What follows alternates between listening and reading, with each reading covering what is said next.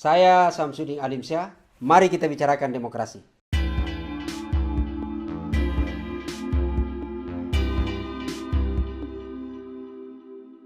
Assalamualaikum warahmatullahi wabarakatuh. Saya berusaha masuk ke topik evaluasi dan masa depan penegakan hukum serta demokrasi di Indonesia. Kenapa ini penting? Karena hanya beberapa kilometer dari tempat ini penyebab kegelapan itu berada. Sumber kegelapan itu berada.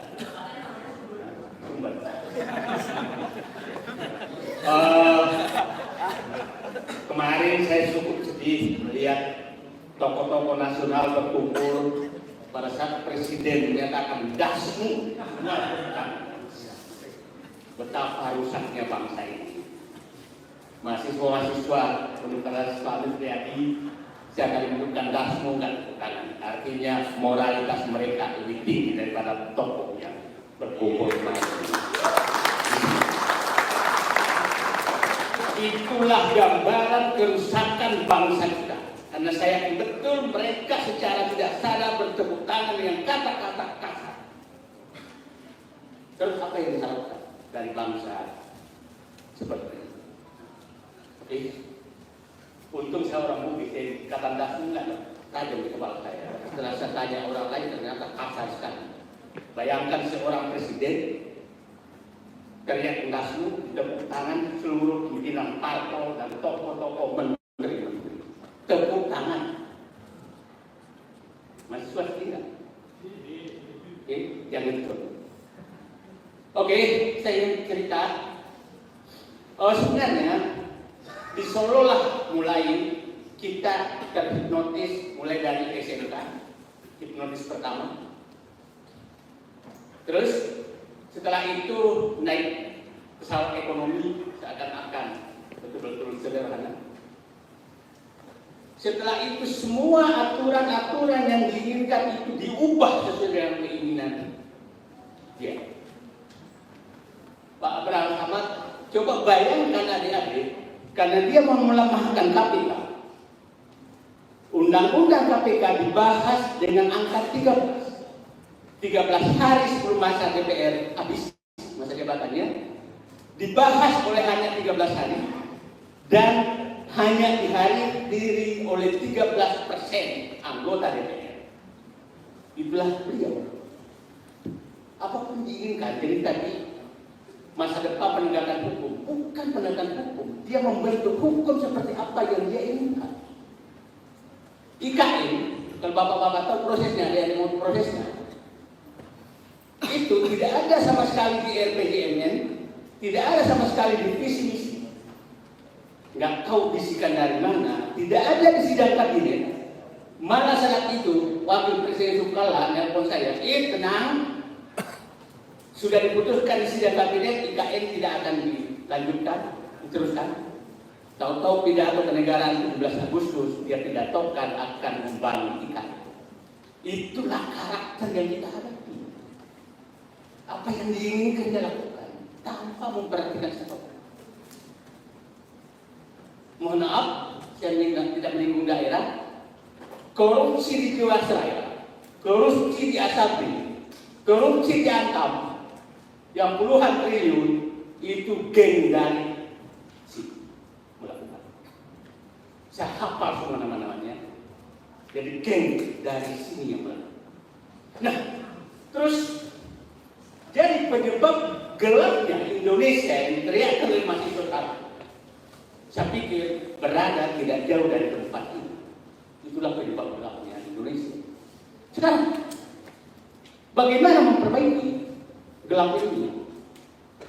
Saya pikir adik-adik mahasiswa harus menginginkan bahwa memang ini harus ada langkah yang sangat tegas untuk membelokkan kembali negeri. Bapak dan Ibu bisa bayangkan, adik-adik bisa bayangkan, PSN itu hanya muncul dari ini.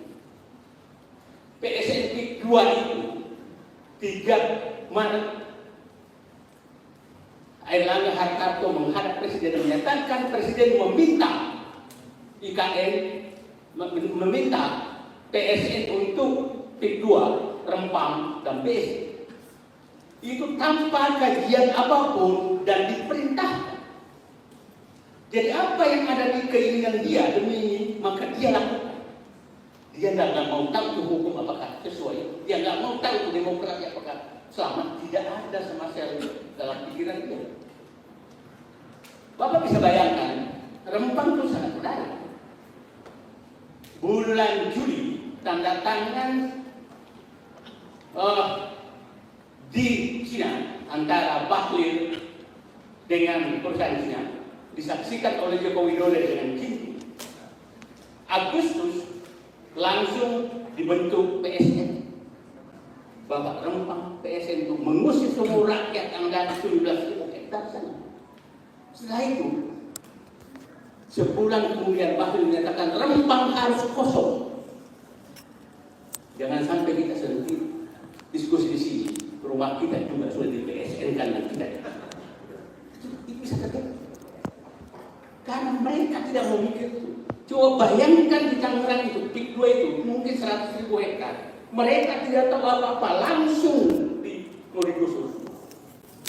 Terus kita berharap seperti ini, apakah Bapak dan Ibu tidak sedih mendengarkan pernyataan ketua otorita IKN yang ingin menyerahkan tanah di IKN secara gratis ke asing? Biadab dan zolim mereka. Rakyat kau busuk di mana-mana dari tanahnya, terus kau mau kasih tanah gratis pada asing. Terus masih kita harus hormat dengan kebiadaban ini. Tanah di IKN itu tanah rakyat. Kenapa muncul ide mau ngasih gratis pada asing? Di Solo inilah kita harus mulai menerangkan kembali Indonesia yang begitu. Saya sangat berharap adik-adik mahasiswa Solo tunjukkan bahwa kalian bisa membuat terang lagi Indonesia. Setelah digelapkan hampir 10 tahun, digelapkan oleh keinginan pribadi, oleh oligarki. Adik-adik tahu, hampir seluruh tambang sekarang udah milik asing. Kebijakan mantan Presiden Joko Widodo saat itu adalah menyerahkan tambang dengan bebas pajak kepada hampir seluruh perusahaan Cina.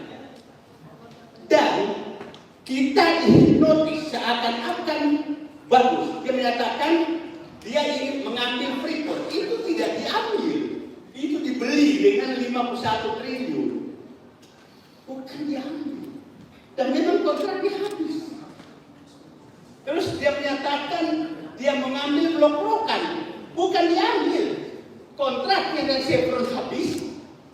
Maka Jokowi menjual ke Pertamina. Pertamina mau beli itu. Kok dia merasakan kami? Nah, kita dihipnotis di situ. Setelah itu, seluruh tambang timah dan nikel diserahkan ke Cina, boksit diserahkan ke Cina. Terus seakan-akan saya baru pulang dari Marwali dan melihat betul-betul betapa menderitanya rakyat dan tidak ada harapan lagi. Karena tidak tertinggal ruang satupun rupiah di wilayah tambang tersebut. Dia kan satu kabupaten itu Pak, kira-kira mungkin sekarang sudah 10 tahun beroperasi, itu mungkin ribuan triliun uang sudah diekspor oleh mereka. Tapi mohon maaf adik-adik, mall terbesar hanyalah Indomaret dan Alfamart. Terus percaya kita pada uang tinggal. Kita mau cari makan susah. Jalan berlubang-lubang. Nah, itulah kebijakan yang dibikin oleh orang yang bikin gelap Indonesia. Yang berada tidak jauh dari tempat ini.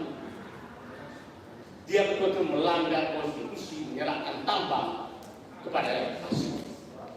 Nah, mulai tempat ini saya berharap munculkan kesadaran kembali adik-adik. Saya menangis melihat bangsa ini semakin jauh dari cita-cita yang didirikan oleh pendiri. rakyat digusur di mana-mana. Anda bisa bayangkan, rakyat di Tangerang itu digusur dengan Rp50.000 per meter. Anda bisa bayangkan, Anda parkir valet di Plaza Indonesia Rp300.000, berarti 6 meter tanah untuk hanya parkir valet. 6 meter tanah rakyat Papua. Dan problemnya sekarang yang diteruskan bahwa ini anti etnis, bukan. Etnis itu yang mengusir terus etnis lain di seluruh Indonesia, terus kita dituduh sebagai anti etnis. Dan lucunya, gus-gusan, banyak yang gus-gusan sekarang. Gus-gusan juga keluar seakan-akan kita anti etnis. Coba pernah nggak etnis kita mengusir mereka? Tidak pernah. Etnis mereka lah yang mengusir seluruh Indonesia. Etnis lain. Terjamin itu etnis. Ini cari masalah sebenarnya. Nah, mohon maaf, saya sangat emosi karena saya keliling seluruh Indonesia mengetahui betul. Anda bisa bayangkan masyarakat IKN yang sudah puluhan tahun di sana itu hanya dikasih hak pakai tanah 10 tahun. Sekarang kepala otorita IKN mau mengasih asing secara gratis. Apa tidak gelap Indonesia ini kalau begitu? Gelap. Nah, berbagai hal. Sekarang demokrasi apa yang diharap dari demokrasi cukup? Apa yang diharap? Semua mau jadi bupati, mau gubernur, mau DPR, kalau tidak menyogok rakyat tidak akan ada. Dan itu dimulai 10 tahun lalu sangat masif adalah menyogok rakyat. Kalau menyogok rakyat, maka orang-orang pintar tidak ada gunanya. Gak perlu lagi sekolah, buku apa nggak jelas sekolahnya jadi wakil. Tutup aja semua ini perguruan tinggi. Hari ini dia katakan demi efisiensi maka semua perguruan tinggi susah. Uang kuliah akan naik. Itu bukan efisiensi, itu adalah beban yang dibikin oleh mantan Presiden Joko Widodo sehingga Prabowo harus membayar utang sana. Anda bisa bayangkan, tahun ini harus membayar utang 1.352 triliun. Pada saat Presiden Joko Widodo jadi presiden 2014, itu bayar utang hanya 273 triliun. Bunga dan pokok sekarang 1.352 triliun. Karena harus bayar utang, maka subsidi harus hilang. Bantuan kepada perguruan tinggi harus hilang. Harga BBM harus naik. Semua harus naik karena harus bayar utang. Tapi dikatakan efisiensi bukan, kita jujur aja lah. Karena harus membayar utang yang dibikin oleh Presiden Joko Widodo, maka kami semua tersiksa. Oke? Itu kan bahasa kamu. Kalau tidak bayar utang 1.300 triliun yang enggak gila, janganlah bungkus-bungkus dengan kata-kata kamu pasir efisiensi, bukan. Kasih aja nggak punya uang karena harus bayar utang. Kan itu belum masuk utang BPOM. Nah, apa hasil pemilu? Semua menjadi gelap. Bapak ada bisa bayangkan BUMN itu sangat sehat. Sekarang bangkrut semua karena dipaksa membangun jalan tol yang sangat tidak layak, dipaksa membangun bandara yang sangat tidak layak, dipaksa membangun pelabuhan yang sangat tidak layak. Akhirnya semua jadi mangkrak sekarang, menjadi beban dia. Tapi yang bikin masalah tetap dipuji-puji seakan-akan penyelamat bangsa. Oke, mungkin saya berbeda karena saya tahu persis, saya 34 tahun di dalam pemerintahan, jadi paham apa yang terjadi. Jadi adik-adik, sekali lagi Indonesia dalam keadaan gelap, baik ekonomi, pendidikan, dan moralitas. Tingkat moralitas yang paling menyedihkan kemarin adalah Presiden menyatakan kata-kata kasar, tapi seluruh tokoh, hampir seluruh tokoh tepuk tangan. Dan coba moral apa yang diharap dari bangsa ini. Oke? Ini dari saya di titik apakah negeri ini masih ada kabar? Tapi saya berharap adik-adik terang bikinlah Indonesia terang dari Solo, karena bikin gelap juga dulu adalah dari Solo. Terima kasih. Assalamualaikum warahmatullahi wabarakatuh.